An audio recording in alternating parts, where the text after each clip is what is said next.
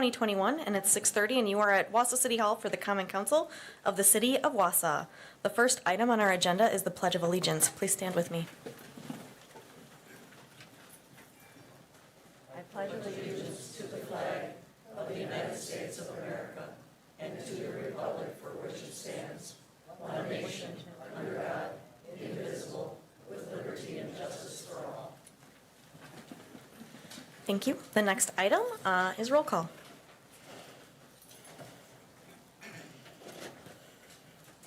Please hit your button.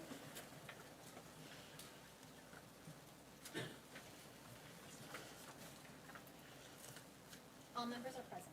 Thank you very much. The next item on our agenda are proclamations. We have quite a few, but I'm only going to read one. But I will mention that we proclaim June 14th Flag Day, June 6th D-Day, June 4th Cheese Day, June, the month of Pride Month, June Dairy Month, June 6th National Cancer Survivors Day, and today, June 15th, is the proclamation I'll read as Elder Abuse Awareness Day. And after I'm done reading, I would invite my friends in purple maybe to have a comment about it if you'd like to. Whereas Wausau seniors are valued members of society, and it is our collective responsibility to ensure they live safely and with dignity. And whereas abuse of older people is a tragedy inflicted on vulnerable seniors, an ever-increasing problem in today's society that crosses all socioeconomic boundaries. And whereas combating abuse of older people will help improve the quality of life for all seniors across this country and will allow seniors to continue to live as independently as possible and contribute to the life and vibrancy of Wausau.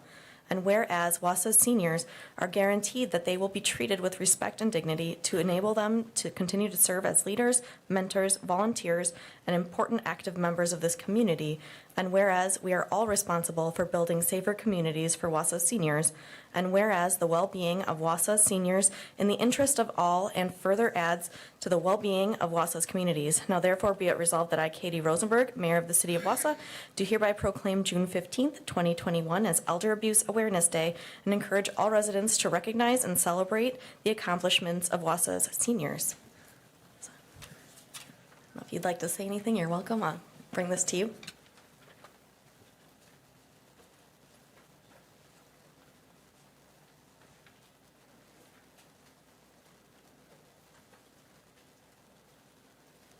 Good evening. My name is Jane Graham Jennings. I'm the Executive Director of the Women's Community.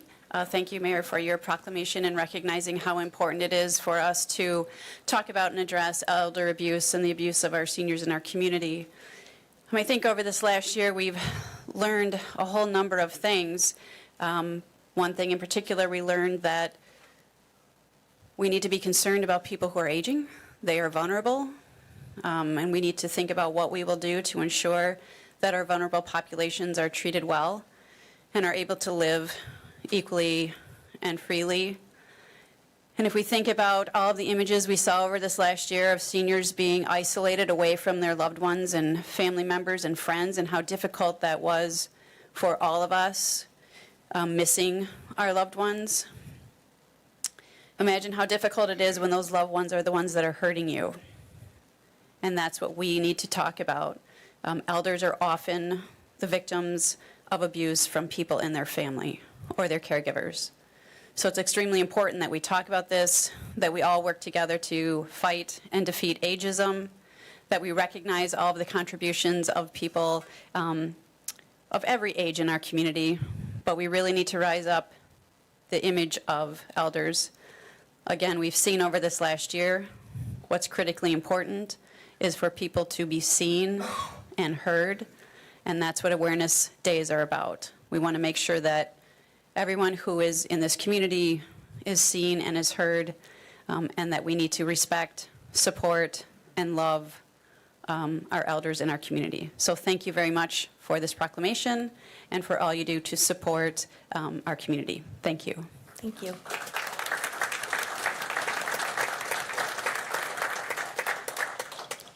All right, the next item on our agenda are pre-registered citizens for matters appearing on the agenda and other public comment. We have quite a list, so I'm just going to remind you, you get 3 minutes. When you approach the podium, you'll give your name and address for the record. I have some signs that I'll hold up to help you keep time. Please don't attack anyone personally. Please address your comments to me. And I think that is all I have to share. So the first person I have is Shelley Kramer.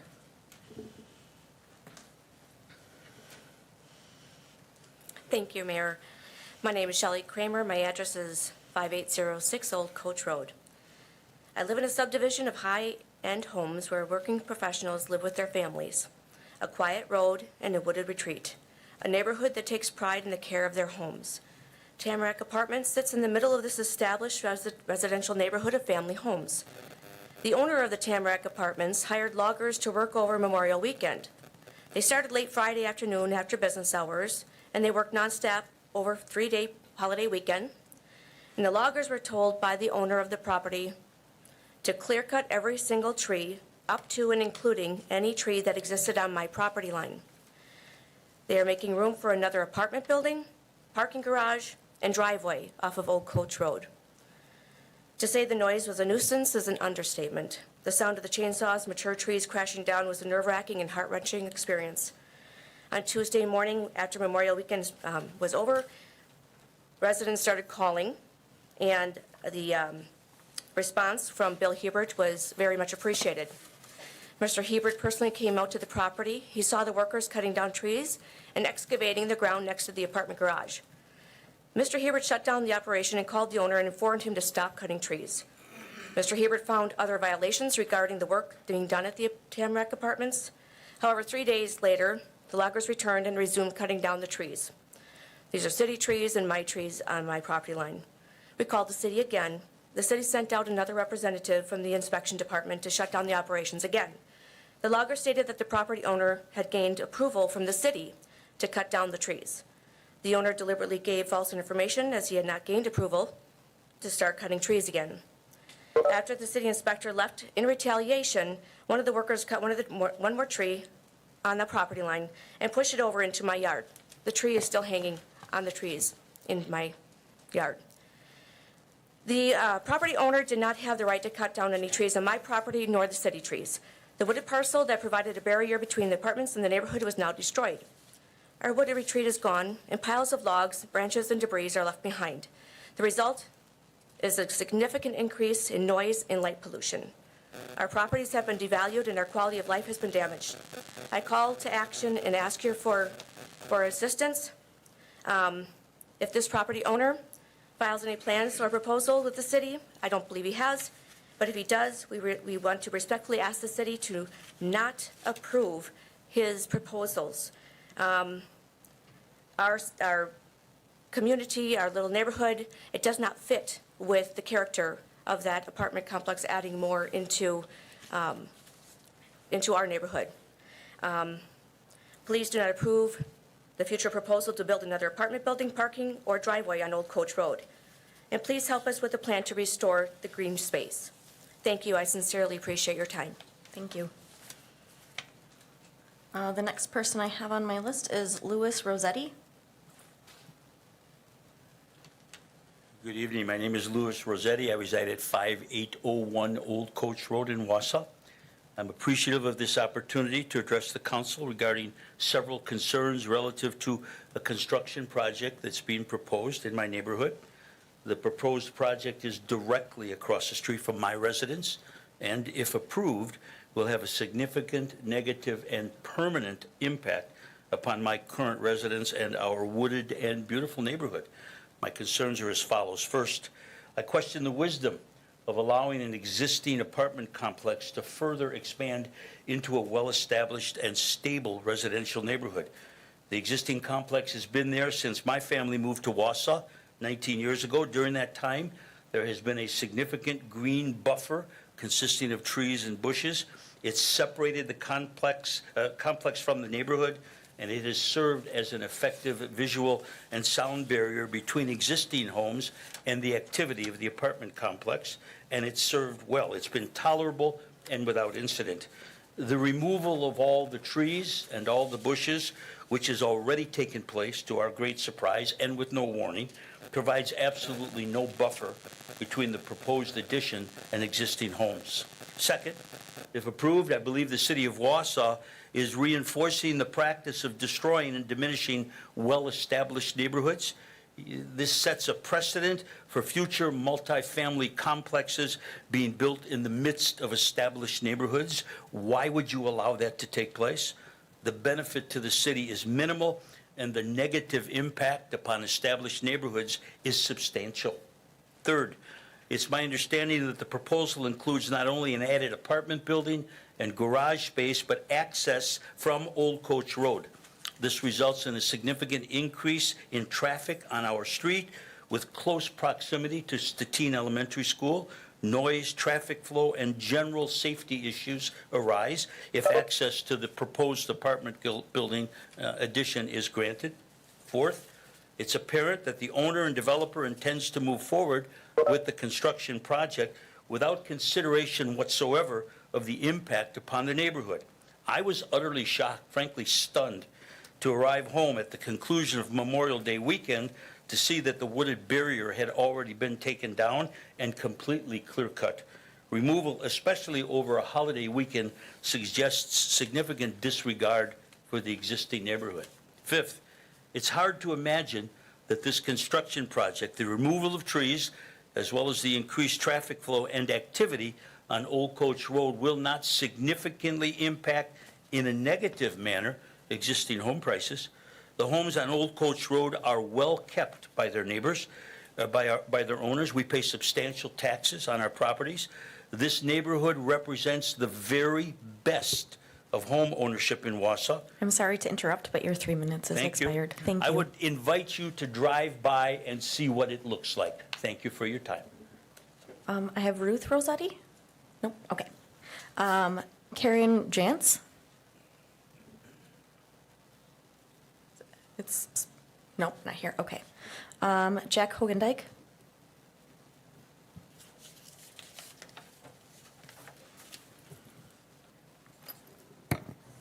Good evening, Mayor. Jack Hogendijk, Hilltop Road in the beautiful city of Wausau. As this is Pride Month and the City Council is preparing to vote on a Community for All resolution and commemorating Flag Day, I'd like to make a few comments about inclusion. I'm holding here a replica of the latest iteration of the Pride flag, which I understand is now being referred to as the Progress Pride flag. It seems this flag has gone through several modifications over the last several years. It started out with 6 horizontal stripes and was being used by the lesbian, gay, bisexual, and transgender community to encourage inclusion of those communities into mainstream America. Not long ago, graphic designer Daniel Quasar added the 5-colored chevron to the classic rainbow pride flag.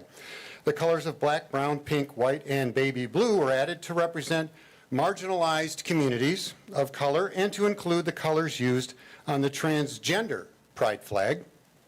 A short time later, the designer Valentino Vecchetti, I hope I pronounced that right, added the purple circle superimposed over a yellow triangle, which is intended to include the intersex community.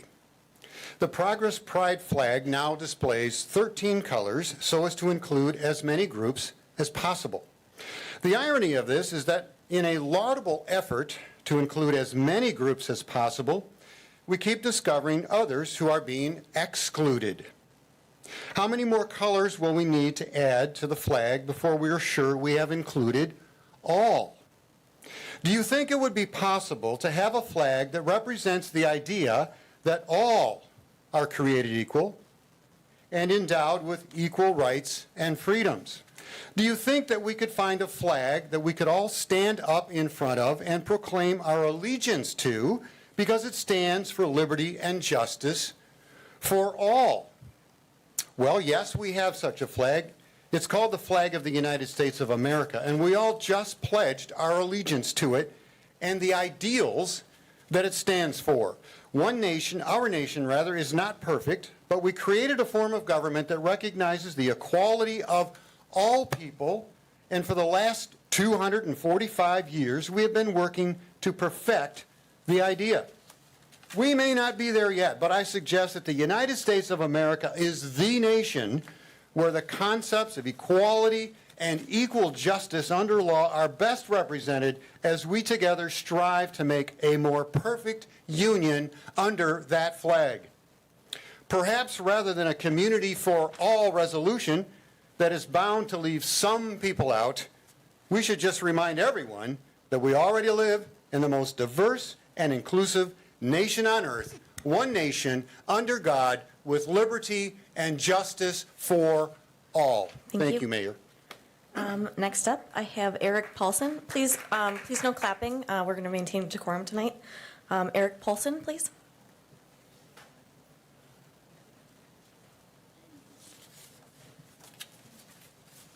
My name's Eric Paulson.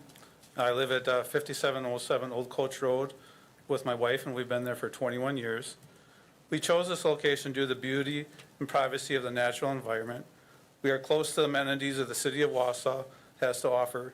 We are close to the Statine School our children attended, yet we have a touch of country living, all within the city of Wausau. We have people that drive out to the Statine School, the park, and enjoy a beautiful walk in the surrounding neighborhoods. People seek out this wooded retreat in the city. This peaceful environment has changed and at the risk of future changes. The clear cut of trees along Old Coach Road has scarred the integrity of this area. And the residents and homes in the area, along with, I'm sure, many of the residents of the apartment, all feel that they've lost something. Apparently, an individual who is not a resident of the city of Wausau has made an investment in this property for the main purpose of getting a return on investment. That's what most people look for. We as homeowners also anticipate a return on our investment for the homes that we have taken care of for many years. With the potential proposal of changes and encroachment of property lines, there will be anticipated devaluation of adjacent homes, while the developer of the apartment complex would expect to see increased values. So ultimately, the surrounding homeowners would be losing values as the developer sees gains. The homeowners who have invested in a home in the city of Wausau have also invested themselves into the community by serving local residents through our jobs, serving on school boards, helping youth organizations and sports teams, assisting at local churches, helping with Godorsey Green and Clean Day, and have made many donations to local organizations. We have supported businesses in the 400 block, listened to music in the 400 block, seen performances at the Grand Theater. We have supported art in the park and the Leoki Woodson Museum. We have supported local farmers at the farmers market. We are asking for your support to make a wise decision to maintain the continuity and beauty in this corner of Wausau for today and tomorrow. Wausau has been a Tree City member for nearly 40 years. Please review that covenant that goes along with this membership. I will conclude with the City of Wausau tagline, "Welcome home to Wausau." My welcome home used to be a tree-lined street. Please assist us in bringing that back. Thank you. Thank you. Next up, I have Bruce Grau. I love color, and my name is Bruce Grau. I live at 1115 North 10th Street. In direct response to a county board supervisor's recent reference to, I have to paraphrase it a little, the Hmongs, the blacks, and the gays, I say you can't come around and tell people who work their tail off from daylight to dark in low-paying, no-benefit jobs and tell them that the race, sex, gender-charged, demeaning comments and actions they experience here should be discounted because you accuse them of self-inflicting such interaction. People who desire a true community for all appreciate the struggles of others and offer their hand in support as any good neighbor would. Be they farmers struggling against factory farm monopolies and suicide, Uber drivers, fast food workers, CNAs, or poor working class whites. Current inequalities in our society continue to sharpen due to dramatic historical redistribution of wealth, an inequitable redistribution of wealth and income upwards with no trickle down. It's inequitable because increasingly more of it is going to those who need it least. Nationally, since 1989, the top 1% has gained over $24 trillion, while the bottom 50% has lost over $1 trillion. Poverty within the bottom is costly to taxpayers. It's dehumanizing, it's immoral, particularly in the richest country on earth. Wausau has a big bottom problem. Wausau's median household income is $49,000. Its mean household income is $65,000. Wausau's poverty rate exceeds the state's by 50%, with Latinx at 55%, African Americans at 42%, Native Americans at 36.9%, Asians 33.6%, whites 13%, and single women with children under 5, 76%. Nationally, it's thought that up to 70% of transgender people live in poverty, and men make 1.5 times more than women. Equity reverses this by raising the bottom up, lifting working and middle-class people. Fear of equity is cultivated by those who face to lose the most from equalizing this gross immoral imbalance, and those who mistakenly feel their interests are shared with the rich and powerful more than the majority of working people and the poor.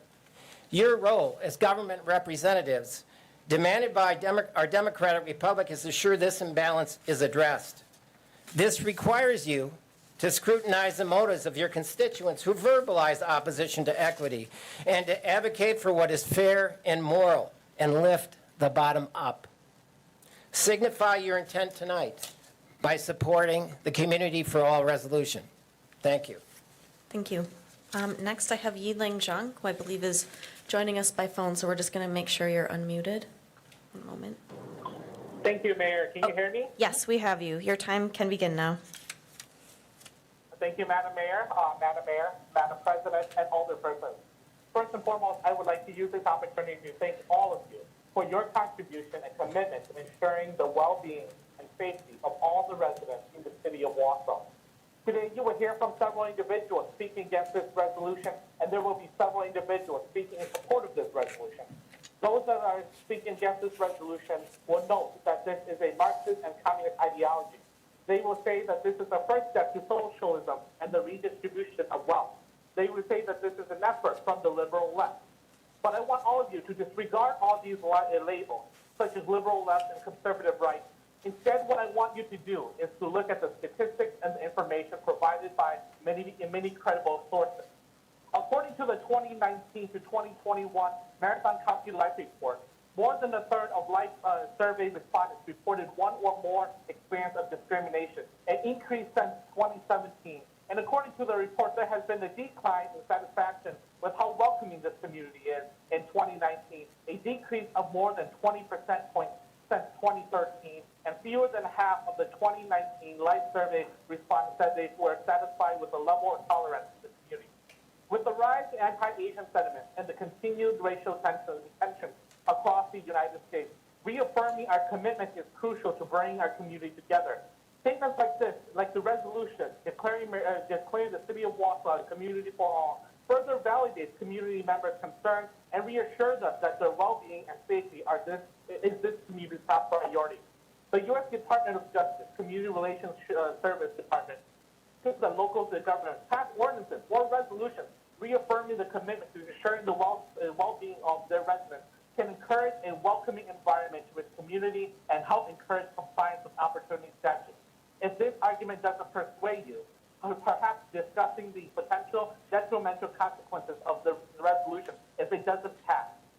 A 2010 study called the Marathon County, a Next Generation Target Magnet, conducted by Next Generation Consultants, referred in the Marathon County Comprehensive Plan, concluded that being a place that is perceived as open, safe, and accessible to people of diverse backgrounds is a critical issue that needs to be addressed to ensure this local community's future prosperity. Not only that, the 2019 Economic Development Strategic Plan, developed by TIP Strategies, commissioned by the Wausau Region Chamber of Commerce, identified talent recruitment as a fundamental component of economic success, stating that competing successful for top-tier talent will require the Greater Wausau Regional Chamber of Commerce to bring in non-traditional workers to attract and retain skilled workers from the outside region. Last week, the Wausau Chamber of Commerce released a statement on diversity, equity, and inclusion. They state, and I won't bore you with the whole statement. I'm sorry, Mr. Zhang, your time has expired. Oh, lastly, I want to say, I wish that all of you, and I express my gratitude to each and every one of you, and I hope that you would all vote for this resolution, declare this city a community for all. Thank you. I just want to check, is Karen Jantz around? Nope, won't be here. Okay.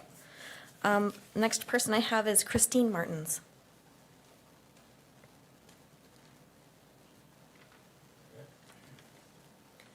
Good evening, my name is Christine Martins, and I live at 1228 Arthur Street in Wausau. I'm a 25-plus year resident of Wausau, having moved here from Brookfield down in southeast Wisconsin. Last time I was here, I spoke about saving a building in our community. Today, I speak about our whole community. It is with a heavy heart that I stand here knowing that I need to speak about the Community for All resolution. I find it abhorrent that any citizen would stand in opposition to extending a hand in welcome to all people. Declaring Wausau a community for all is just a beginning, however. We must all work to make our community a home for all who live here or wish to make our city their home. I count on the City Council to lead the way with approval of this resolution, then following through with leadership that will prove community for all is not just lip service. Then we as citizens must do our part and continue to work towards a community that is equitable for all who live in the area. For those driven by economic factors, consider what the Wausau Area Region Chamber of Commerce said in their letter of support. For our community to compete effectively to attract and retain talent of the next generation workforce of the 21st century knowledge economy, the Greater Wausau Chamber of Commerce and the entire community must deliberately create a welcoming and supportive place that embraces diversity, acts to be inclusive, and provides equal access to resources and opportunities that provide greater economic mobility for each person. Without addressing diversity head-on, Wausau will fall behind and will founder economically. This resolution is an opportunity to make an impact on our community today and in the future. I call on the council not to waste this. Thank you. Thank you. Next, I have Deborah Boucher.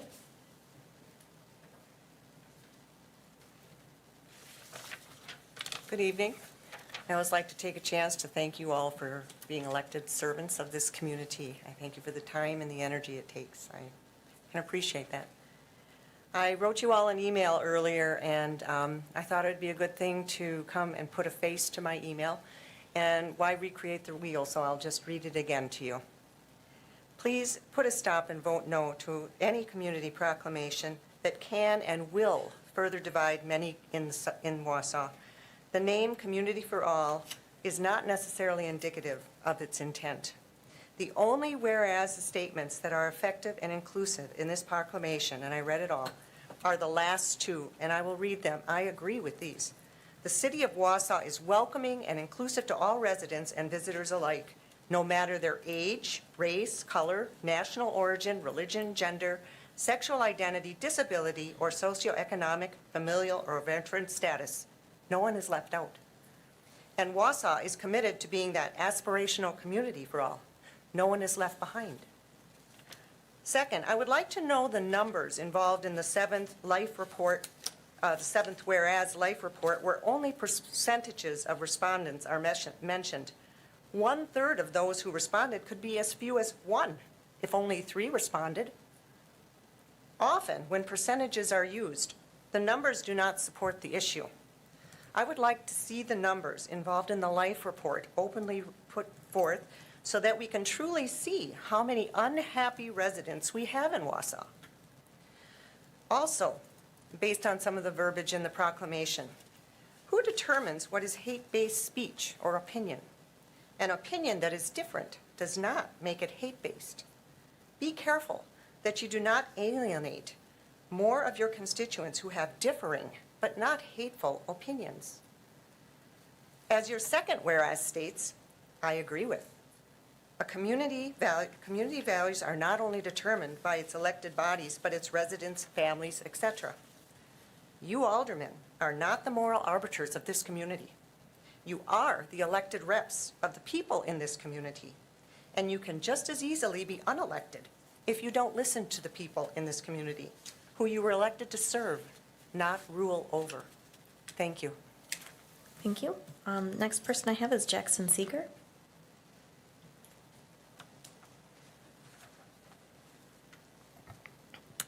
Hi, my name is Jackson Seeger, and I live at 1200 South 50th Avenue, apartment 8, and that's in Wausau. I am speaking in favor of the Community for All resolution. I personally identify as a queer transgender man, and I am the founder of Wausau Trans Fam Alliance, which is a local support group for LGBT+ individuals and allies. I am also a representative on the Diversity and Inclusion Board with the American Red Cross of Wisconsin and was one of the organizers for the George Floyd March that took place last year and the Juneteenth celebration coming up this Saturday. I'm standing in front of you today because I feel an extremely high need for this resolution. Throughout my years of activism, my eyes have been open to the amount of love in this community, but also the amount of hate and bigotry. You may be thinking to yourself right now, if there's love in this community, why do we need this resolution? There may be love in this community, but as I said before, there is also hate. While love beats hate, always, we cannot sit by and watch members of our marginalized communities be hurt. Not while we have the privilege and ability to make sure everyone is loved and welcomed here. Now, I'm sure you each have gotten plenty of emails and phone calls asking you to turn down this resolution, and chances are that individuals who sent those emails and phone calls are white, cisgendered, and privileged. Chances are that these individuals are blind to the fact that racism and homophobia and transphobia do exist in Wausau and Marathon County. Chances are also that these individuals are against all change because of the fact that they've never experienced discrimination when it comes to the color of their skin, who they love, or what is in their pants and under their shirt. Chances are that these individuals are scared of change and accepting those that are viewed as different from themselves. Each of you sit on this council because you are seen as a leader in our community. Leaders fight for everyone. If you vote against this resolution tonight, you are not a leader. If you vote against this resolution, you do not hold each of your constituents' safety, security, and sense of belonging amongst your priorities. If you vote against this resolution, you do not deserve your position on the council. Please vote in favor of this resolution. Thank you. Thank you. Next person I have is Joanne Leonard.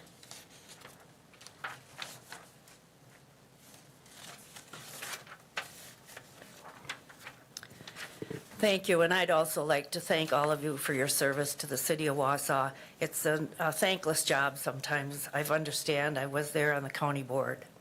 Good evening. I'm Joanne Leonard and have lived at 923 Maple Hill Road, Wausau, for the last 52 years. My public comment is on agenda item file number 210605. Apparently, we aren't a community for all, as those of us that oppose the resolution were recently referred to as Jaspers. Just for the record, I do not consider myself a Jasper. And I would assume that all the people sitting in this room aren't Jaspers either. This as a resolution was an affront to the city and the county from the start. The implication in the first draft was that this was a hateful community and needed fixing. So enter the word police and dress up all the nice things about this community in words like white privilege, later changed to disparity of opportunity, or systemic racism, now conveniently renamed systemic inequality. Just a reminder how this resolution started, and as one county board supervisor said, well, we massaged it so it was palatable to more people. Glossy, nice-sounding words are critical for people to buy into the resolution. Changing this country one community at a time is what this resolution is all about. Elected officials have had to sit through white privilege training, but the public fought back and the supervisors received another perspective. Where and why has this city and county gone off the rails in treating all people with dignity, no matter what their color? Yes, I was referred to as a white woman in a recent news article. Just what did this have to do with the article, other than to put me down for my whiteness? Unfortunately, as you can see, I am not easily put down. I don't put down others, but will call them out for their meanness and misleading words that provide the divisiveness that the Marxist dogma is all about. The class divide didn't work, so now we have to use race. It is time to realize the Marxist theory and movement is well on its way to central Wisconsin. Create demoralization among the population. 2, destabilize communities and cause chaos.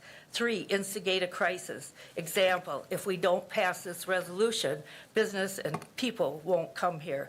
Read the latest statistics on the growing population in Marathon County. We are all created equal as defined by our natural rights. Thus, no one has rights superior to those of anyone else. We don't need this resolution. Let's work together for the good of all.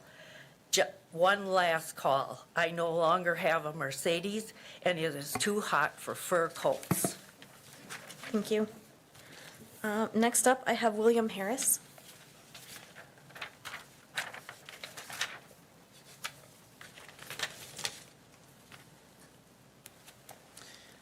Thank you, Madam Mayor.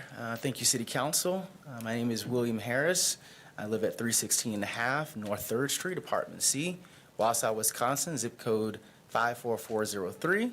I'm also the Marathon County Board Supervisor for District 3. I'm going to express my support for the city's Wausau Community for All resolution. I think it is important that we affirm our values publicly, that we state that we are a welcoming community for all and to all. We should be able to acknowledge diversity within our community, celebrate our differences, and meet our challenges together as a community. In doing so, we ensure that we remain a vibrant, inclusive, and growing city that will continue to prosper and has a bright future. We want everyone in this community to feel that they belong. We want everyone to have access to the same opportunities, and we want everyone to contribute. From a people standpoint, it just makes sense because our people are our greatest asset. From an economic development standpoint, being more inclusive lets businesses know that they can invest here because we welcome their talented and diverse workforces. It also lets residents of diverse backgrounds know that we appreciate them and want them to invest in their own community as well. Our economic growth depends on it. For example, this area produces 95% of the nation's ginseng. The Hmong American Festival brought in $2.9 million in tourism in 2019, the year before the pandemic. Think of what other potential economic development opportunities we could have if we embrace each other, encourage each other, and support each other. The Community for All resolution has always been a local community initiative that is aimed at being welcoming and inclusive, aimed at attracting and retaining a non-traditional next-generation 21st century workforce economy that will continue to ensure this local community's economic success and future prosperity, and that seeks to acknowledge and address the challenges of a number of our underserved and marginalized populations, and that calls for our community to come together to meet those challenges and move forward together to ensure a bright future and forge a better path as a community that cares, a community united, a community for all. Thank you. Thank you. Last up, I have Tony Brown. I'm Tony Brown, 715 North Fifth Avenue, Wausau, Wisconsin, 54401. With liberty and justice for all, fine words, a little difficult to live up to. When that was established in 1776 with the Declaration and the Constitution in 1787, there were 4 million people in this country. 40,000 white landowners were allowed to vote. We still have disenfranchised members in this community. So I would ask you to support this resolution.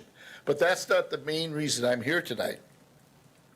I also went before the Health and Safety Committee and asked if a resolution could be brought to the city council asking for a requirement that all city employees, and after all, you do work for us, were vaccinated or were identified as non-vaccinated employees. The reason I do that is COVID is still a menace to our community. So I would like that to be done. I don't know what the process is, who I need to go to talk to. I want a resolution to come to this body that says we are 100% vaccinated and that's what our employees are going to be.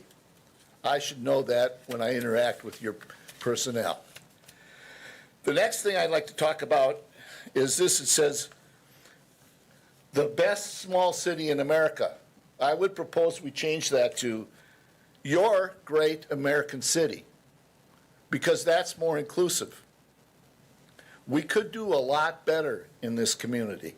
And I don't really care what a resolution says. I want to see what you do. You've done Urban West, Mountain Lanes, and Riverfront Development. I don't know if I'm using the correct names. $1,500 a month rentals. Where's the housing for the people that are working for $10 and $15 an hour in this community? Show me something. Don't give me words, give me actions. Thank you. All right, that is all for public comment for now. The next item on our agenda is a WAS update from Chuck Dorsey. Thank you and good evening. I'm here on behalf of Wausau Opportunity Zone to give you a little update as to what's happening with the downtown redevelopment and reconstruction project. I'm also here with Dave Ekman, Executive Director for Greater Wausau Prosperity Partnership and also the Chamber, and Dave will give a short update on that. On May 17th, we began demolition of the mall. I'm sure you've all noticed that. Prior to demolition, we had to go through a process, and that process was one of investigating the entire mall relative to what contaminants in terms of asbestos and other items may be present. North Star Environmental did that. Following that, J&J Enterprises went through and removed all of the universal, if you would, contaminants. And then asbestos abatement of Appleton went through after that and removed all of the asbestos that was present. Not that there was anything unusual in that whole process, but one of following procedure in terms of getting everything clean before the actual demolition started. So on May 17th, we started the actual demolition. That is expected to be completed somewhere around September 17th. The plan for the downtown continuation of demolition, Sears is basically down. The contractor will move down the center of the mall next. Then they'll pull in the Washington Street side, and then finally they'll pull in the home furniture side. On September and October, Washington Street, through the city activities, will become a temporary street in which there will be some parking that'll be created in terms of assisting in the 3rd Street merchants and other activities downtown. Also occurring is some design engineering with the city department relative to the streets themselves. Probably a little bit different in terms of just a 66-foot wide street. They've engaged Tool, which is the company that has served us as well on the transportation plan, to give us some ideas as to how we can make those streets, 3rd Washington, 2nd Jackson, better serve in terms of the overall transportation plan. Starting next year, then, the city will start installing its utilities in those new streets, those temporary streets. We'll also, in May and September of 2022, start the reconstruction of the 440 feet, if you would, of the home furniture site. Part of that reconstruction will include the Children's Imaginarium, in which home will be essentially moving an interior wall that'll provide for about 13,500 square feet for Children's Imaginarium. Other activities that are running parallel to that would be the soils management program. All 57 borings that were scheduled to be done are done. Samples have been collected. The reports have been given to the city as well as the DNR Green Team. In general, there was nothing found that was unusual to a city of 150 years old. And the type of contaminants that are there and I'm no professional on this, are common to those soils. They're sandy soils. And we're looking for the DNR Green Team to give us a direction as to how they would see that being handled. Management of those soils typically is one of either capping them, or if you are removing them from the site, to remove them to a proper dumping site. We expect to meet with the DNR Green Team sometime in the end of the month and to dialogue with them as to what their plan would be that we could incorporate. Also parallel is the overall plan, if you would, the tool plan. The city folks are working on how Forest and First and Fifth and et cetera will become more pedestrian, bike, and bus friendly. That plan continues. We're also working on the engineering for the pedestrian walkway that'll connect downtown to the South Riverfront. Prospects are being sought after in interviews for the first development that'll occur on the site. We are expecting that block number 4 would be the first one. 17,000 square feet of restaurants, pubs, services, and retail, 103 apartment units, and 138 parking structures underneath the facility, starting in 2023. Thank you. Thank you. I don't know if there are any questions. Okay, thank you very much. Oh, sorry. David is. Mr. Gadorzi, I guess we. do you know what the apartments will be renting for? They'll be market rate apartments. I would suspect that they'll be very similar to what you're finding in some of the other new department developments that are occurring around the city. Thank you. Okay. We are moving on to the next item, Wausau Fire Chief Robert Bartek. I wanted to make sure we acknowledged this moment because it's big. So just want to give a big congratulations to Wausau's newest high-level appointment, Wausau Fire Chief Robert Bartek. I'm going to say a couple words, so if you want to stand up here and blush, that's fine. So my first month on the job, then Tracy Kajawa scheduled a meeting with me, and when she showed up, I was outnumbered by her, Deputy Chief Bartek, and EMS Division Chief Jared Thompson. But when they left, Bartek told me all about the amazing responsibility I have as an elected official as part of the emergency response. He pointed me to state and federal training, and he definitely got me thinking more about how we can plan better. He's the reason we have a couple of fancy new agreements with surrounding municipalities, and we have better coverage overall. In the last few months, he received his fire officer designation from the Center for Public Service Excellence Commission on Public Credentialing, and it's really kind of a big deal. Bartek is one of only 1,546 worldwide to earn the prestigious designation, and he did the work on nights and weekends, all while serving as deputy chief. Amazing. I think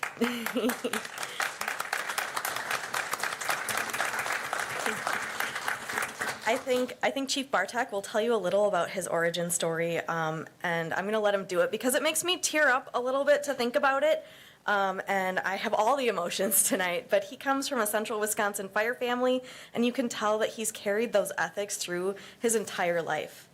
And we're just the latest in a long line of beneficiaries of those ethics.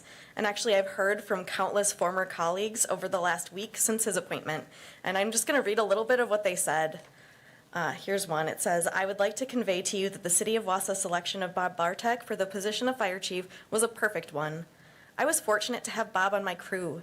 He was my go-to person no matter what the emergency and was grateful he was there. His thought process for preparing and executing fire, ground, and emergency medical operations was impeccable. Bob's outstanding resume shows the professionalism and dedication he has built to be fire chief. A part of Bob that will not show on his resume is his heart. He is one of the most caring individuals that I know. He puts his family, career, and his friends before anything else, and you can rest assured that Bob will never let you, the Wausau Fire Department, and the City of Wausau down. I can guarantee that. I had another one, and it says, congrats on the appointment of Chief Bartek.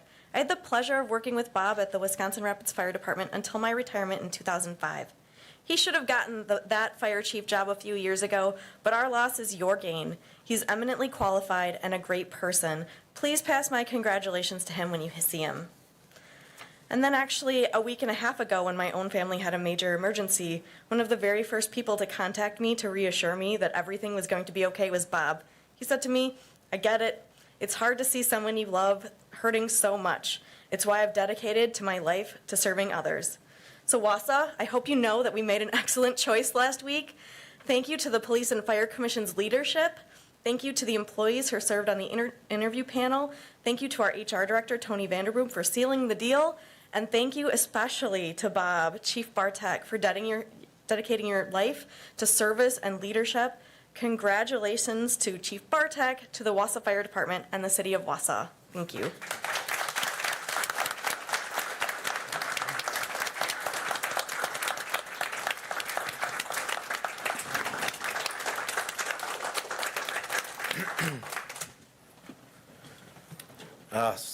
You get more than 3 minutes. I don't know if I can speak after that. This is very humbling.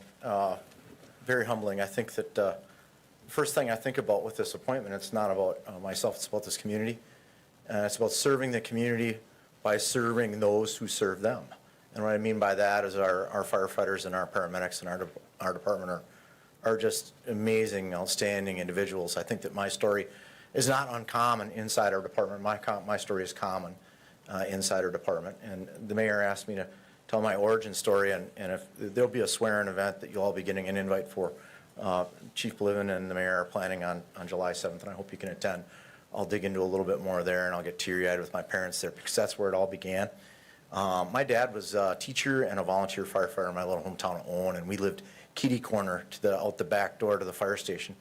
And I spent my childhood watching my dad run away from the family to run to someone in the neighborhood, someone in our short maybe distance from where we were at, someone that we knew that he possibly knew that needed aid, needed help, and he did it as just a pure volunteer.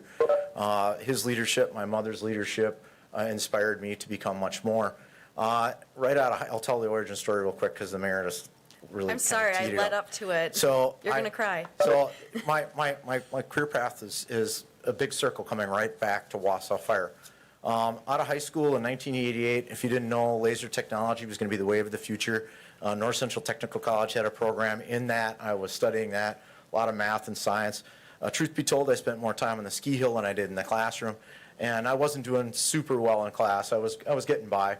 I spent about a year and a half in it, and almost on a daily basis, I would drive by Central, the downtown station where I now work. And one day I stopped by at lunchtime. Now I know don't stop by at lunchtime. Firefighters are getting a little rest then, but I stopped by the fire station to inquire what would it take to become a professional firefighter. A very kind Wausau firefighter pivoted my life plan by taking time to explain to me what it would take, and it would take an education. I'd need to go get an associate degree, so after that conversation, I went back to the tech. I skipped class. I met my counselor, said I want to drop out of this. I want to become a firefighter. How do we get me plugged into that? Very kind counselor. Did all those bones work for me. Got a hold of Fox Valley Technical College while I was in the office. We were transferring papers. Of course, I had work to do, but I said I won't be back to class. I'll be attending Fox Valley the next fall. On the way home, I thought, well, I just dropped out of college and I'm going to become a professional firefighter. I thought I'd better get a job. I stopped by a gentleman from our family's church who was at a milk route, and he'd always ask me to work. And I talked with him. He said, yeah, I'll be in the driveway tomorrow morning at 3:30. And now I had a full-time job. So I was very proud when I came home and told my parents that, hey, I dropped out of college today. I'm going to become a professional firefighter, and I start my milk truck driving career tomorrow. My mom denies the mushroom cloud that went up today, but they've supported me the entire way. And on July 7th, I look forward to having my parents pin my badge on me. And so I want to thank this council for their continued support. We got one of the police and fire commissioners, William Harris, here. Thank you. They did a wonderful process. The mayor has been incredibly supportive. The police chief, Ben Bliven, and I are becoming close personal friends along with professional colleagues. This community is amazing. It's wonderful. I am more than excited to spend the remainder of my fire service career serving you folks. Thank you. Thank you.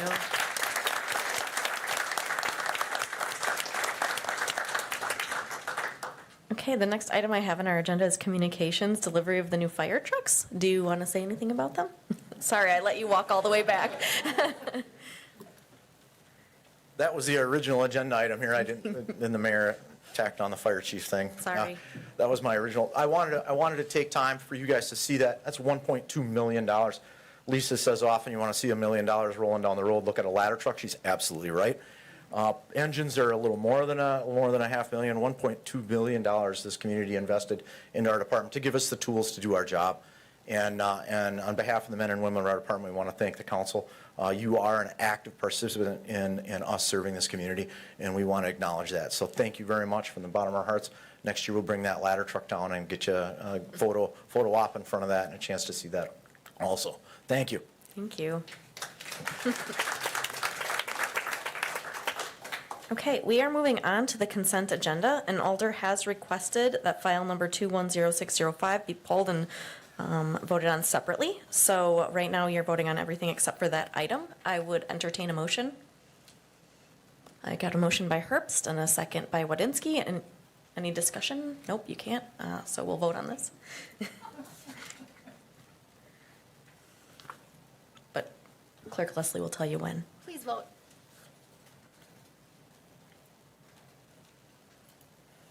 Motion passes 11-0. Thank you very much. We are now on to file number 210605, a resolution from the Economic Development Committee approving the City of Wausau as a community for all. I would entertain a motion. I have a motion by Neal. I have a second by Peckham. Alder Rasmussen. Thank you. There's a lot to unpack here with this, and so I think I'm going to try. I think, based on the public comment that we've been receiving tonight and all day, I guess I would call on my colleagues to recognize that there is palpable division in this room tonight. We all have residents in every one of our districts, whether we want to acknowledge it or not. There's people who agree with this, and there's people who disagree with this. And I said this in the Economic Development Committee. We are elected to nonpartisan office for a reason, and the decisions that we need to make here need to reflect the majority of public opinion in each district, whether we agree with that majority or not. And sometimes we have to make a vote in spite of ourselves, and that's not easy to do. I think that one thing we can't do is dismiss people who disagree. We don't get to call them names. We don't get to insult them. We don't get to imply that they are uneducated or uninformed. And I hope that we will not do that, and that if we've done it, we'll stop doing it. The process that got us to this has been a little bit clunky and a little bit backward. The county struggled with this issue for over a year, and they could not find common ground. There has got to be a reason for that. We, in a matter of weeks, have picked up the document that they failed to approve. We have proclaimed it as true from the front steps of this building. We've talked about it in committee, and now here we are asked to vote on it. That document is not our document. That's the Diversity Affairs Commission's document. It was created by County Board Supervisors. It was not created by any of us. It wasn't reviewed by our attorneys. And for all intensive purposes, word for word, while some of us may agree with the sentiment, those aren't our words. And I think if we want to do this right, we need a statement that we write, that we create. We can't just adopt someone else's work product and say, this is it, we're going to go with that. What happened here, and I've often said, and I guess whether some people think that's funny or not, I've often said that each unit of government is entitled to and deserves its own drama. We have plenty of that here. We certainly don't need any help finding it. Marathon County got some when their executive committee wouldn't pass the product that we have in front of us. And, that was on the news, and I thought, wow, they're getting a little drama. Little did I know that in a span of a couple days, that drama would roost itself at our front door here. And our committees didn't take that action. We didn't ask for this. And so I got home one night after work at 5 o'clock, and I turned on the news, and what do I see? I see 3 county board supervisors and our mayor making a proclamation, and I understand why the mayor felt she had to make a proclamation and had to react to the news story that was unfolding. But that proclamation wasn't enough, so then we bring it to the Economic Development Committee, where we had a spirited exchange. And I think if anyone's read the minutes of that committee, I had some serious concerns and questions then already about how we got to that place. And we asked for a few changes to be made. We asked for the reference to the New York Times article to be removed because we don't make policy here based on reaction to negative media. That's the worst possible reason to make public policy, in reaction to a negative news story. Since then, we've had another negative news story, which goes without saying. But we also ask that equity, the word equity in the verbiage, be changed to equality. And the majority didn't want that to happen. So then we asked for the word equity to be clearly defined as to its context. That it's not about finances, it's not about money, it's not about redistribution of wealth, it's about fair access. The document is here tonight, and that change didn't get made. Nobody bothered to fix it. So what we have in front of us tonight is not ready for prime time. It is not the version the committee asked for. It needs work. 2 days after the committee passed it, and I will say, based on some of the comment and the dialogue that was exchanged at the committee, as a committee member, I really felt backed in a corner. And it's not often, I mean, I've served 14 years on this council, and it's not very often that I feel backed in a corner like I have a false choice to make. The false choice that I felt I had to make was this document or nothing. I mean, it was kind of, I felt like approve this or else is how I walked away from it feeling. Because there weren't a whole lot of alternatives. One of the authors showed up and was very defensive of the work. And none of us had any time to interact with our residents. Neighborhood groups hadn't been meeting. They're just starting now. And so here comes this document speeding into the committee, and we didn't even have time to go out and talk to our residents and see what that majority really wanted. Since the Economic Development Committee, I've had time to talk to a whole bunch of people in District 7. And one of the takeaways that I got from those conversations with those people is that a lot of people in this city feel like this group is losing, this body is losing sight of its core mission and the work that we are sent here to do. They feel that we are not sent here to solve social problems that belong in the realm of governments 2 and 3 tiers above us. There's communities all over the country that struggle with this. Some of this stuff needs to be addressed at state and federal levels, not at the city. I've been told that local government needs to do the work of local government. Run the budget. Fund the departments properly. Provide the services that residents want, expect, and appreciate. Fix the streets. Figure out the solutions to local problems. But that we have been mired for the last year in this social agenda where we have taken on issues that often are a really hard fit for local governments to solve. And resolutions, we discussed this with the whole mask war. Resolutions do absolutely nothing to change people's behavior. We can fight about this thing tonight and argue about it, and we can vote one way or the other, but at the end of the day, a resolution by us is not enforceable, but it comes out in the community as the 11 of us wagging our fingers at people to say, oh, don't you say that, and don't you feel like this, and don't you do that. But it does absolutely nothing to correct the behavior. It does an awful lot, though, to pour gas on the fires of division that we already have in our city. The community is as divided as the rest of the country. We spent all last year fighting about the pandemic. We spent all of last year fighting about the election. We spent a good portion of this year fighting about the election. And that said, there's a clear division in our community, and this stuff all permeates into that. And the notion that we need to get back to work for the people that sent us here, I kind of miss when we were able to just do the public's work and really make impactful decisions that brought us to a better place. We were able to promote growth. We were able to create jobs. We were able to get grants. I mean, how refreshing is it going to be next month when we can delve into the next budget? Because that is the real work of municipal government. And I feel like 2 days after we approved this item in the committee, the chamber approved a better one. And we didn't have access to any of that. But if you go back and you read the document that the chamber and their board and their membership approved, It's a statement that recognizes that socially and economically, we need to be inclusive and diverse. We all strive to meet those goals. It talks about business. A statement like that could be adapted to this community in our words. We could figure out what we want to say and how we want to say it without 15 whereas clauses, without it being a proclamation. If we would take a similar statement to what the chamber adopted and add things to it like statements about quality of life and belonging and what it means to be included in your society, I think we need to create such a statement because I think what we have here isn't the product that we want to stand behind.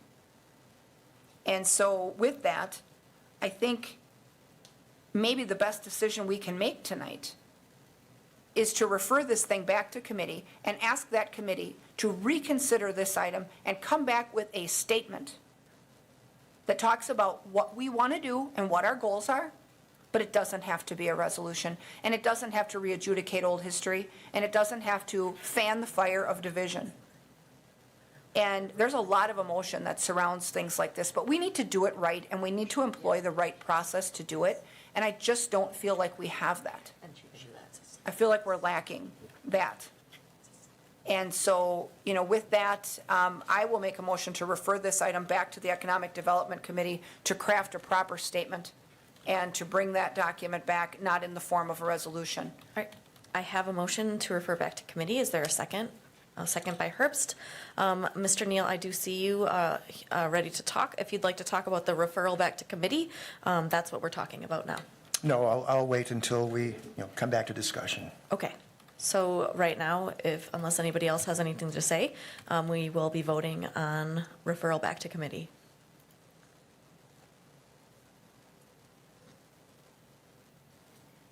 Please vote.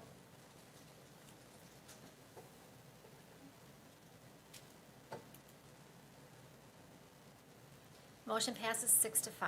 Okay, that will be taken up in committee at a future date. All right, we are moving on to file number 210603, mayor's appointments. I don't believe we have any, so we're skipping that one. We're now on to file number 200404.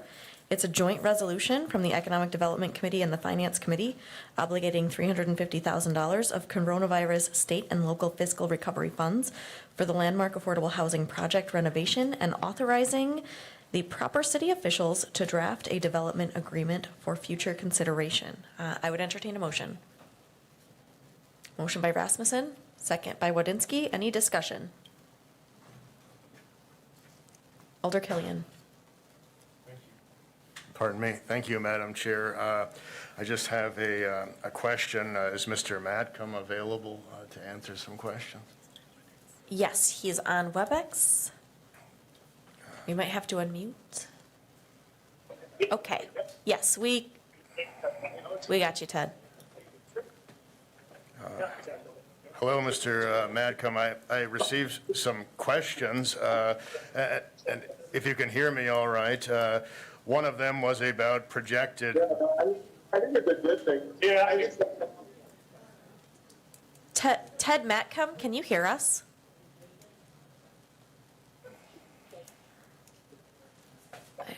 I'm not sure. Do we need to? Okay. Ted Matcom? Mr. Matcom? right. But now it's interesting. I don't think he's hearing us. Perhaps. There's going to be some bad calls. We should maybe mute him, because I don't know what is about to randomly happen. Okay. Okay. Perhaps if someone in the chambers. Yeah, maybe it's have- possible that somebody has an answer. If you ask your question, let's see. Yes, all right. I'd received a question about projected rental rates once the rehabilitation was complete. Do you happen to know, Finance Director Grote? Anyone? Bueller?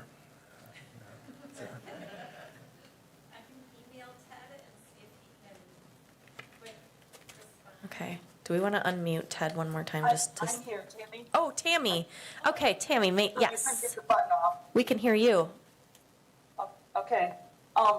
In the proposal for the WIDA application, for the LIHTC application, they have to talk about what the rents are going to be.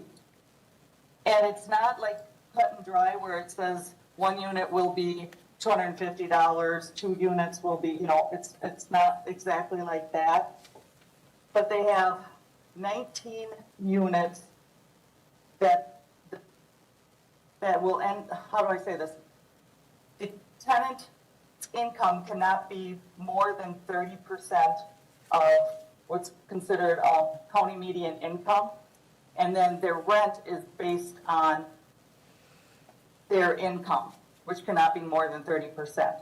So they have so many units, 19 units for family members that are under 30%, 38 units that are for families that are under 50% of this county median income, and 37 units for tenants who are under 60% low mod. So unfortunately, I can't answer the question about what the exact rent is because it's based on their income. Does that help? In a somewhat abstract way, it does. Based on what HUD would usually discuss related to affordability and 30% of the income, am I correct in understanding then that that would also include utilities? And there's a calculation of how they handle that. If their rent includes utilities, then they have to do a deduction. There's a lot of math involved as to what they're going to get charged, and typically what you find is that everybody has a different rent. Nobody, you can't say 3 units are going to get charged $550 because it's really based on everybody's income, sorry. Are the utilities included? I can't answer that question. If the utilities are included, how do I want to say this? It's kind of like with our Section 8 in public housing. If the landlord charges the utilities to the tenant, then there's a deduction that is made. They get a utility allowance, so it reduces their rent. If the landlord pays the utilities on the behalf of the tenant, then they can charge a little bit more rent. So utilities are part of the calculation. It's part of the calculation. I just don't know how this building is going to be set up, if the tenants are going to be paying for it or if the landlord is.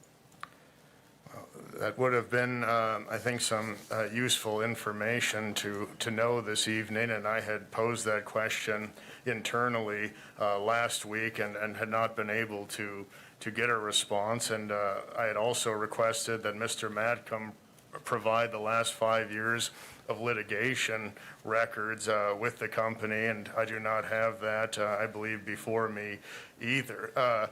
What is critical in this area of the city is to preserve affordable housing, and not just for the price point, but for the location as well. So quite honestly, it's not the $350,000 that is at the top of my consideration list tonight. I would like to make sure that this is affordable, and that is through all the information we've received thus far, what we've been led to believe. So I guess I will just accept that, and I would like moving forward to have this type of information before us. Thank you. Could we try unmuting Mr. Matcom one more time? Mr. Matcom, can you hear us? Okay, I don't think this is happening. Are there any, oh, yes, Marianne. Sorry about that. I can hear you. Thank you. Okay. Sorry about that. Can you hear me? Yes, now we can hear you. Sorry about that. I did hear those comments. I apologize. I did request the 5-year litigation history, and unfortunately, they did not come up with that in time for the meeting, so I apologize for that, but I do owe you that. And you wanted all landlord-tenant matters, which is what the delay was. because anytime that we would have any kind of landlord-tenant dispute, that would be on there. And that's a lot of, we've got over 10,000 units. So that's an issue for that, but we will get that to you. The rent is for about the average rent, I would say, in the building is about $500 per unit. And if you were going to have a 60% unit of a county median income, it would be about $500 to $550. And then if you were going to have a 30% unit of CMI, that rent would then be half of that 60% rent, because it's half the income. And then that would not include utilities. They would pay utilities for that, with that, which would be about $50 a month. Okay, thank you. Do you have another question? I have a comment. Thank you for that information. Had this been a subsidy for an upper-end development, once again, I would have voted no tonight simply for not getting the information that I was told I would receive. But this is critical to the city's current situation, and affordable housing is an urgent crisis right now. So I'm going to put that unfortunate circumstance aside and still support this. Thank you. Thank you. I appreciate that, and I apologize. Thank you. Are there any other, oh, yes, Mary Ann.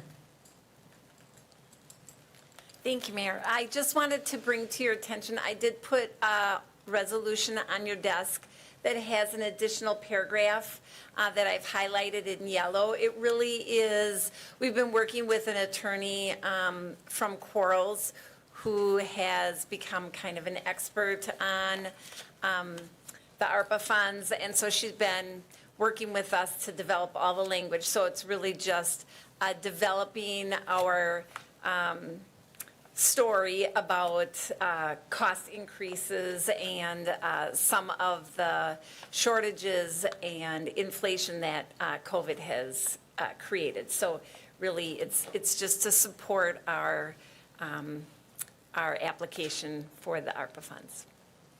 Thank you. Are there any other comments or questions? Okay, I think we are ready to vote. Please vote.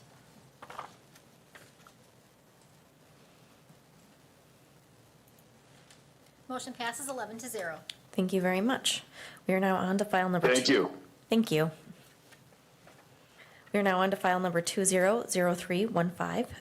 It's another joint resolution from the Economic Development and Finance Committees authorizing the deferral of interest and principal payments on existing city-provided loans and ground lease payments due to the City of Wausau commercial properties and business through December 2021 to assist small businesses who request such during the COVID-19 pandemic emergency declaration. I would entertain a motion by Neil. Do I have a second? Second by Herbst. Any discussion? I'm not seeing any. I think we are ready to vote. Please vote. Motion passes 11-0. Thank you. Now on to file number 031005. It's a resolution from the Economic Development Committee approving Fourth Amendment to the Development Agreement with Entrepreneurial and Educational Center, Inc. I would entertain a motion. Motion by Neil, second by Wadinsky. Any discussion? I don't see any. Please vote.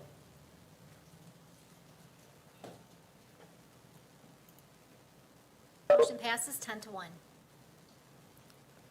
Okay, we are moving on to file number 120208. It's a resolution from the Economic Development Committee approving waiver and First Amendment to the Development Agreement of CGI Technologies and Solutions. And yes, and it is the subject of a closed session, but I would entertain a motion of the body. Are you looking for the closed session language or the? So we have options, and Ann will let you We know have what they are. options. Usually we put this right next to the closed session item. It didn't end up next to that on the agenda, but I just wanted to point out we're at that place now, but it goes with the closed session item at the end of the agenda. Should you use to decide to go into closed session, The proposed draft from CGI is in your public packet.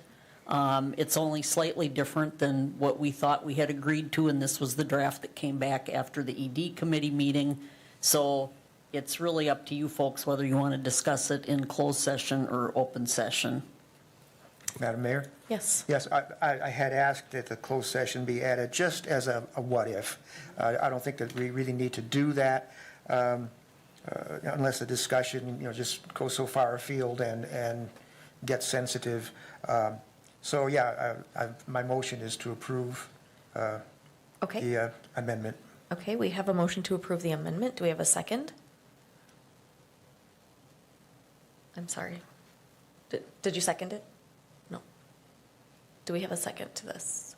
Second by Peckham. Any discussion? Alder Rasmussen. Thank you. I think it's important to recognize, and ironically, this agreement and this revision recently was the subject of a opinion letter that came into a local media outlet, so this discussion is timely. That said, I think it's important for the public to recognize that it's important to have all the facts. When we started down this path of, trying to figure out if we rework this agreement or enforce it or what, obviously the business had changed hands, but it became apparent to us also that in the wording and construction of the development agreement, we started out with this, I think the mindset of, a deal's a deal.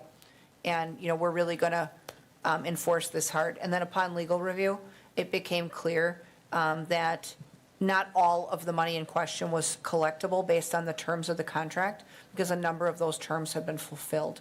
So I think for the criticism that we may take out in public, for folks who've maybe read that op-ed but weren't privy to our discussion, it's important to recognize that before we would forge ahead to hold someone's feet to the fire, to uphold a development agreement and create that accountability, you have to legally be able to achieve that goal, and without spending way more in litigation than you would on reworking the contract in the first place.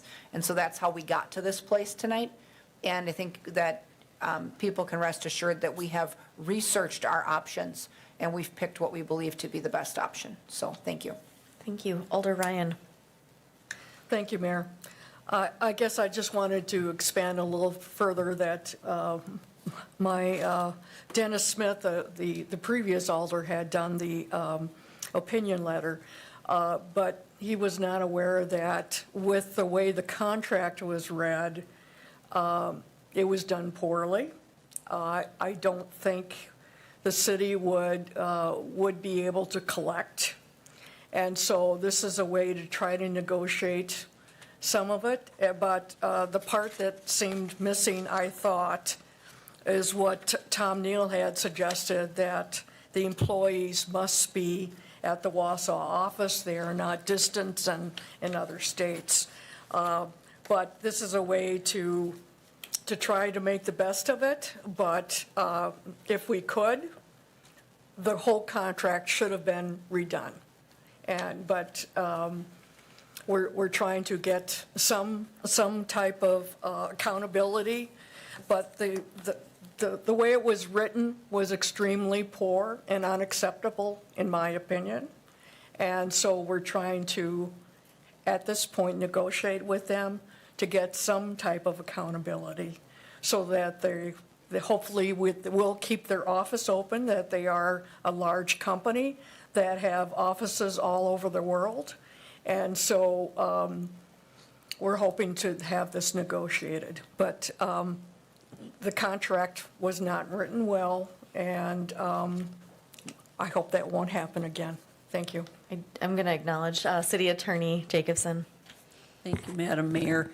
Alder Ryan, to answer your question, if you look under 3A, the definition of a full-time employee says during the compliance year, the average of employees or contractors working out of developers' Wausau, Wisconsin facilities who work a full-time schedule of at least 40 hours a week, who are Wisconsin residents and who live in close enough proximity to allow for in-person commuting on a regular basis when commercially reasonable. That was what they offered in response to my request that they reside in Wausau. Thank you, Ann. I didn't see that at the back. Thank you. Thank you. Alder Killian. Thank you, Madam Chair. As mentioned, much of the early discussion in recent weeks or months was done in closed session. Therefore, it really cannot be disclosed in detail or really at all in open session what occurred in there. But what I heard tonight was terms like "we" and so forth, and I can state very clearly and openly in this chamber that those positions that were associated with "we" a few minutes ago, that has not characterized my position on this matter, not in the past and not in the present. So, yes, for the public, I suppose that's what was said. There was no unanimous sentiment that we should just forge ahead with this type of amendment. And both in government and in business, sometimes there are things that go beyond dollars and cents. And one of them is simply defending your contract position, however poorly that contract may have been written at an early date. I guess we could call that a civic loss leader, so to speak. Otherwise, there can be blood in the water, and that sends a bad message. And I believe, and I won't speak for them, maybe some of my colleagues didn't think that would be the outcome. But I did want to clarify that in that collective "we," I was not in that "we." Thank you. Thank you. Any other comments? I'm not seeing any. I think we're ready to vote. Please vote.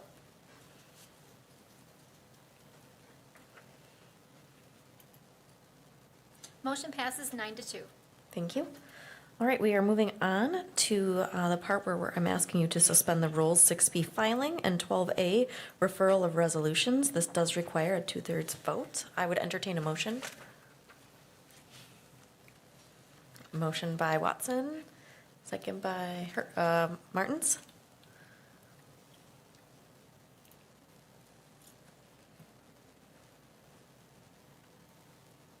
Please vote.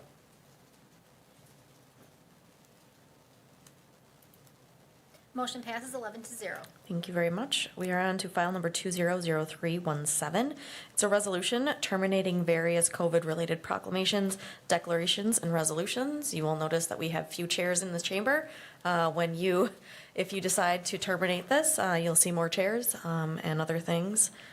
I think it's us and Oshkosh who are the last to, I don't know if you want to give a little just background, attorney.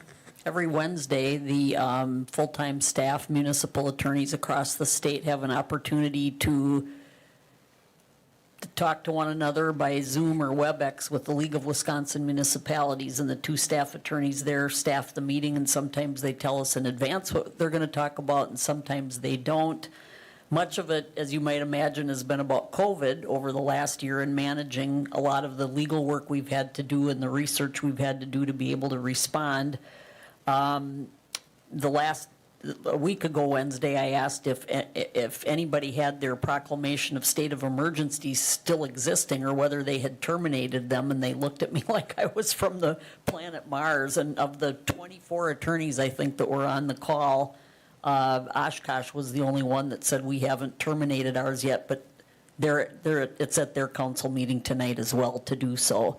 So I went through the spreadsheet that we've prepared to keep track of how all of these items were drafted, whether they were by ordinance, which would be dictated then by sunset or would stay there until they're repealed. These are the only two executive declarations left that were drafted in such a way that they required council to terminate them. And so that's why you see these two here. And that's the purpose of this now, is to basically remove the proclamation of the state of emergency, which then takes away the mayor's authority to make decisions that are later ratified by council regarding COVID, and it would remove limitations on public gatherings. Thank you. Okay, at this point, I would entertain a motion. Motion by Rasmussen, second by Larson. Is there any discussion?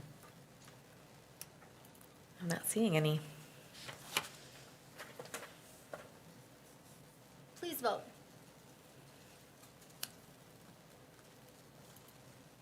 Motion passes 11-0. Okay, thank you very much.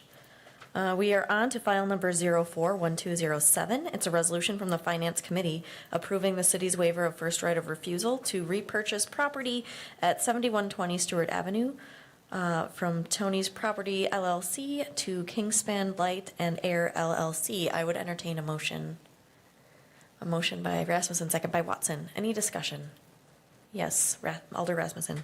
Thank you. Just since this item is coming same night, this did pass unanimously in finance right before this meeting, and the operations at the facility are supposed to be the same. It's just changing hands on a property basis, so on paper, but not a huge change to the operation according to the owner. Okay, thank you. Any other discussion? I think we're ready to vote. Please vote.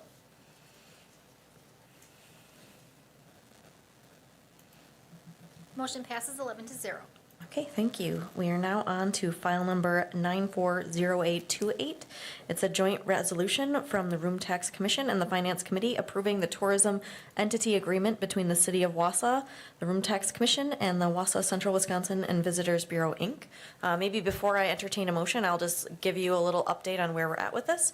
You'll recall last year at this time, we were having some struggles with the CVB. But you'll notice from this resolution that it all looks pretty familiar. You looked at the MOU and you approved it, maybe a few months ago.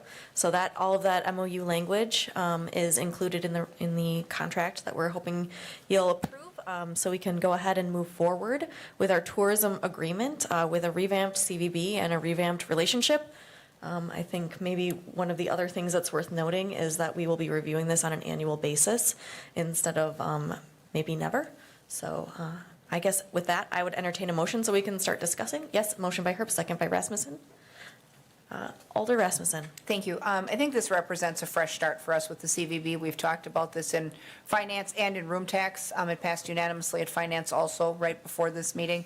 And at that meeting, I said I think we all should recognize a year's worth of work on the part of not only the finance director, but the city attorney and the mayor for not only discovering the problem that we had that brought us to that point where we had to exit the contract, but then not only collecting the money, but then finding a path forward with an organization that was, through mediation, able to agree with us on some new terms involving transparency and reporting and a number of things that we wanted addressed that were not present in our old agreement. So hopefully this represents a new start between us and our neighboring communities with the CVB, and that we'll have good results.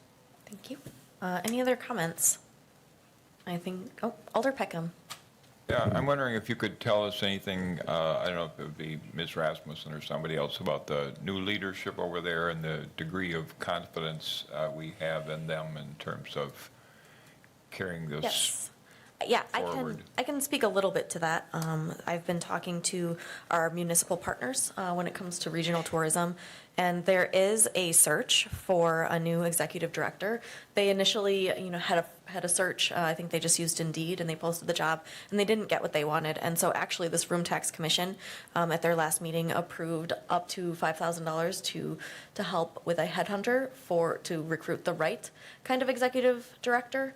So once we are involved back with the CVB, we should be involved with helping with interviewing and asking questions and making sure we're on the right track there. So that's what I know. They don't have one yet. They desperately need one. Okay, so no ED, but we're pleased with what we're hearing from the board and Yes. members of them. Okay, thanks. Thank you. All right, I think we're ready to vote. Please vote.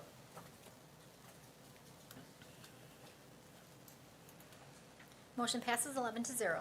Thank you. All right, we are now on to almost our final item. This is part of the amended agenda. It's file number 950817.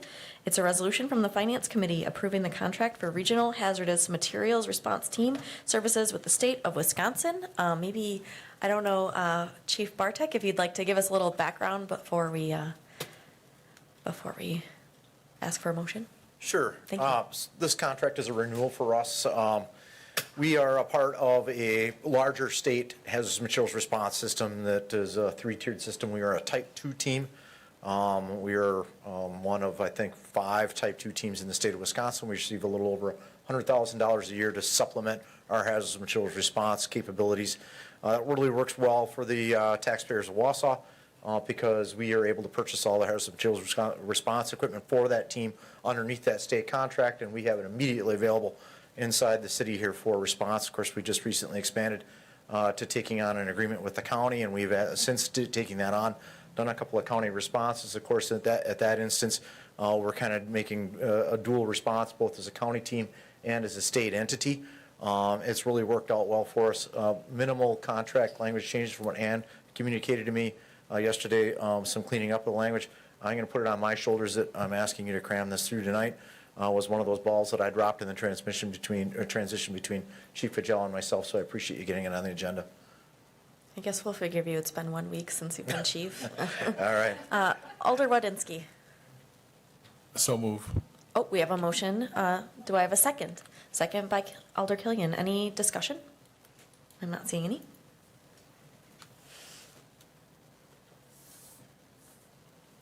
Please vote. Motion passes 11-0. Thank you. And we are now on to our last item of the agenda, public comment and suggestions. If there is anybody here who didn't get a chance to speak and would like to. Point of inquiry? Sure. Thank you. I think at our council retreat, there'd been some commentary on council members speaking during this period after the meeting. And if I'm not mistaken, Attorney Jacobson, could you please refresh my memory on that? Or let me ask it in a simpler way. Is it acceptable for a council member to do so? I think I'd leave that opinion to the majority of the council. We've certainly allowed it during the term of this council by leaving your seat and going to the podium to signify that you're talking now as a citizen and not in your role as an elected official. I don't know whether that's going to be further discussed on the rules review I think that is something committee that or. we've wanted to talk about at rules review. I know that that is different at the county. Members are not considered members of the public, but that doesn't mean without objection you could. I'm assuming the reason you're asking is because you would like to. That is correct. Okay, so I guess without objection. Yeah, I have no problem with that. We've allowed Alder Ryan to do it. Yeah, so, we never here before then considered them members of the public, you members of the public to go down there, but we have allowed it for others, and there being no other objections from anyone on the council, you may do so. Thank you.